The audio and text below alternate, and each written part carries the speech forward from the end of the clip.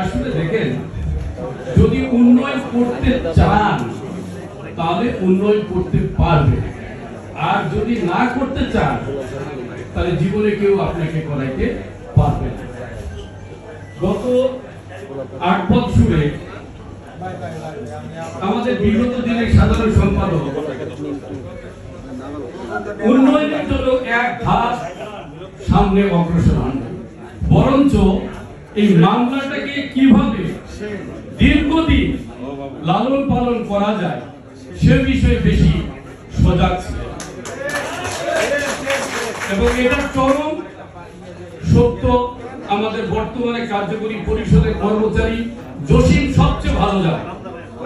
এই জসিমের দ্বারা উনি সব কাজগুলি করিয়ে নিয়েছেন এবং দীর্ঘদিন ওইটার পিছনে উনি সময় দিয়েছেন।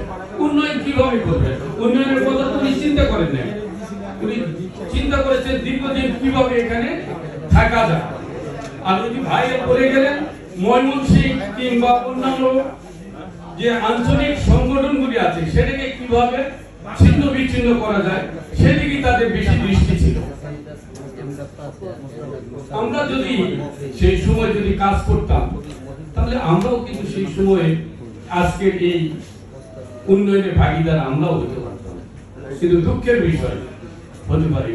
কারণ তখন জয়েন্ট সেক্রেটারি ছিলেন আমাদের দাইপুর সাহেব, উনি যখনই মামলাটা বিপক্ষে যাবে তখনই উনি রিজাইন দিয়া টাইপুরের উপরে দায়িত্ব দিয়া চলে যেতেন।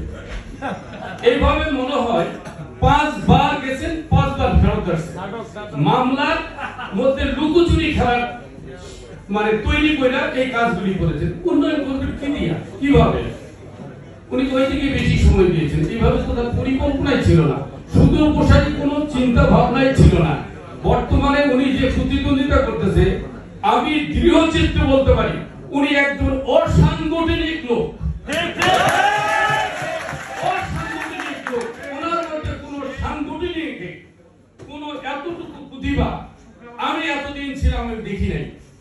আমি শুধু গতবারে নির্বাচন করছি, ফরিদ সাহেব মারা গেছেন, উনি আমার হাত ধরে পা ধরে অফিসে বলে গেছিলেন লোকমান ভাই আপনি ফারুককে পছন্দ করেন না, আপনি নির্বাচন করতে চান না, আমি রিকোয়েস্ট করি আপনি এবার নির্বাচন করবেন।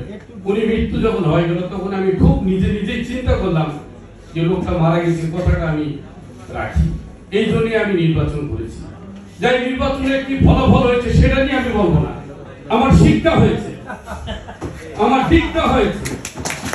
আমার শিক্ষা নিয়ে আগামী পথ চলার যে চলবো সেই পথ আমি তৈরি করেছি।